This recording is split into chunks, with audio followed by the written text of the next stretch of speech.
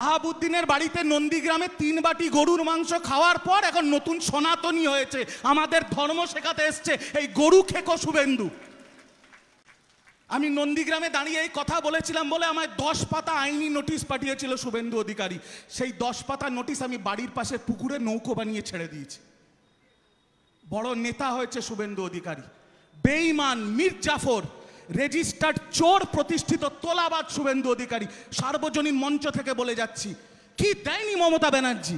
সাংসদ, পরে মন্ত্রী, বাবা সাংসদ, ভাই সাংসদ, এক ভাই কোঅপারেটিভের চেয়ারম্যান, ভাইয়ের বউ চেয়ারম্যান, পারলে বাড়ির ল্যাবরেটরটাকেও কাউন্সিলর করে নেয়।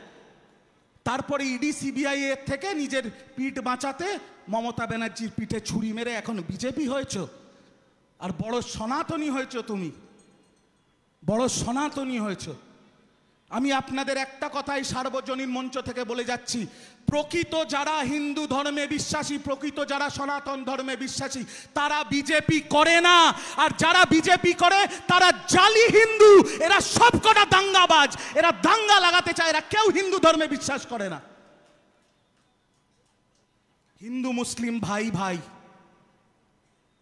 এটা কাজী নজরুলের বাংলা, এটা রবি ঠাকুরের বাংলা, এটা মমতা ব্যানার্জির বাংলা। আমরা যেমন গর্বের সাথে বলি, শরণাগত দীনার্ত পরিত্রাণ পরায়ণের সর্বসারথী হরে দেবী নারায়ণী নমস্তুতে, ঠিক একই নিঃশ্বাসে নেত্রী আমাদের শিখিয়েছে আমরা আবারও বলি, লা ইলাহা ইল্লাল্লাহ মুহাম্মদ রাসূলুল্লাহ। আমাদের মধ্যে কোনো ভাগ নেই, আমরা সবাই এক। আর যতক্ষণ তৃণমূল কংগ্রেসের কর্মীদের শরীরে এক বিন্দু রক্ত আছে, আমরা বিজেপিকে, বাংলাকে ভাগ করতে দেব না, দেব না, দেব না। আর আপনাদের একটা কথা বলি, আজকের এই সভায় আমাকে অভিষেক বন্দ্যোপাধ্যায় পাঠিয়েছেন। আমি আপনাদের একটা কথা বলে দিচ্ছি, এই বিজেপির বড় বড় নেতারা বলছে না, দেখে নেব, করে নেব, বুঝে নেব। অভিষেক বন্দ্যোপাধ্যায়ের একটা ফেমাস স্লোগান আছে, মারবি যত কাটবি তত, ফুটবে তত ফুল, রক্ত দিয়ে লিখে যাব আমরা তৃণমূল। আর একটা জিনিস মনে রেখো বিজেপি, বেশি বেড়ে খেলো না। মমতা ব্যানার্জি বলেছেন আমাদের রবীন্দ্রসঙ্গীত শোনাতে, সিনিয়র নেতারা আছেন সবাই রবীন্দ্রসঙ্গীত শোনাচ্ছেন। দিদি যদি একবার বলে, অজিত একটু ডিজে বাজা, ঘাটাল থেকে বেরোতে পারবে শুভেন্দু? কি ঘাটাল বেরোতে পারবে? তো এইটা বুঝতে হবে।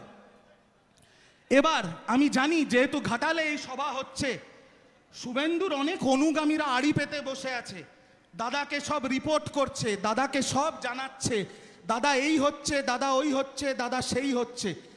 তো এদের দাদার কিছুদিন আগে কাঁথিতে একটা বক্তব্য, কাঁথির বক্তব্য এদের জন্য আমি শোনাচ্ছি, এদের দাদা শুভেন্দুর। আর এই প্রথমবার জেঠু, এই প্রথমবার শুভেন্দুর বক্তব্যের সাথে আমি 100% সহমত। একটু শুনুন আপনারা শুভেন্দু অধিকারীর বক্তব্য, আমার কথা না। বিজেপি হুঁশিয়ার, আর যদি গুন্ডা এনে কাঁথি শান্তিপ্রিয় জায়গায় আর একবার হামলা হয়, তাহলে নিউটনের তৃতীয় গতিসূত্র জানেন, every action has it same and opposite reaction. ভাগ বিজেপি ভাগ, বিজেপি হটাও, বিজেপি হটাও। তো আমি শুভেন্দুর সাথে এই জায়গায় একমত।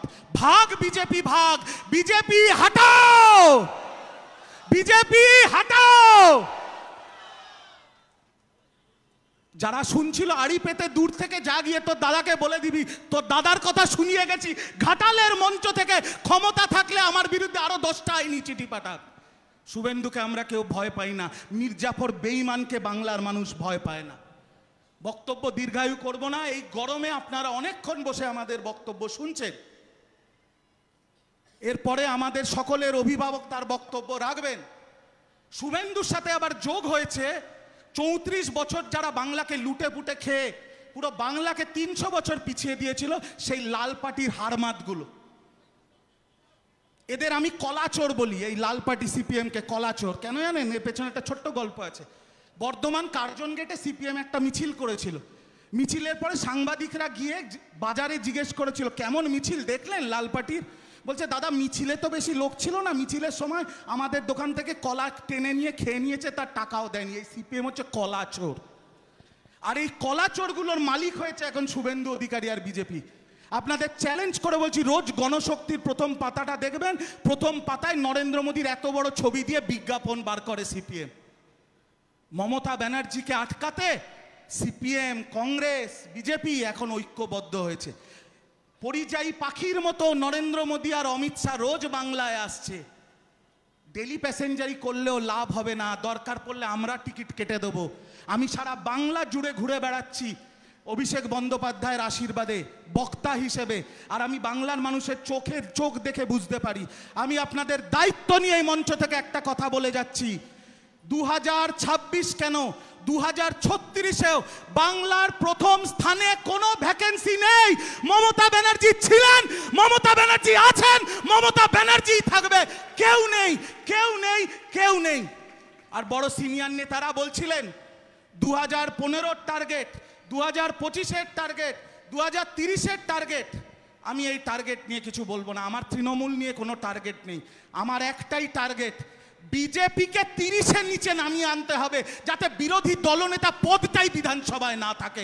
বিজেপিকে আমাদের 30-এর নিচে নামিয়ে আনতে হবে। আর তার শুরু ঘাটাল থেকে হবে। কি ঘাটাল করবেন তো? তার শুরু কিন্তু ঘাটাল থেকে হবে। বিজেপির সমাধি এই ঘাটালের মাটিতেই আমাদের পুঁততে হবে। কি ঘাটাল? আপনারা আছেন তো আমাদের সাথে? আপনারা আছেন তো দিদির সাথে? বক্তব্য দীর্ঘায়ু করব না। শুভেন্দু অধিকারীকে শুধু বলবো, মেপে কথা বলো, বুঝে শুনে কথা বলো। মমতা ব্যানার্জি শুধু রাজ্যের মুখ্যমন্ত্রী এবং দলনেত্রী নয়, তিনি আমাদের কাছে যারা এই মঞ্চে বসে আছে আর মঞ্চের সামনে আপনারা যারা বসে আছেন, আমাদের কাছে আমাদের আবেগ, আমাদের মাতৃ সমানেত্রী।